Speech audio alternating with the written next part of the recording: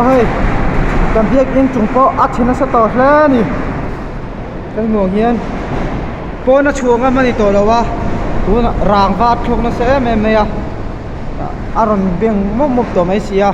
mình sinh te cái nhìn chân nào palang tít te là mà van đuôi nó to thế thế nè à po nó chuông á mà đi to bốc xí đâu à này biếng in chúng po lên trên nó sẽ hết mày con chuông á mà đi bốc xí đâu à tí thấy cái này đâu à nè em tóc mấy đâu chứ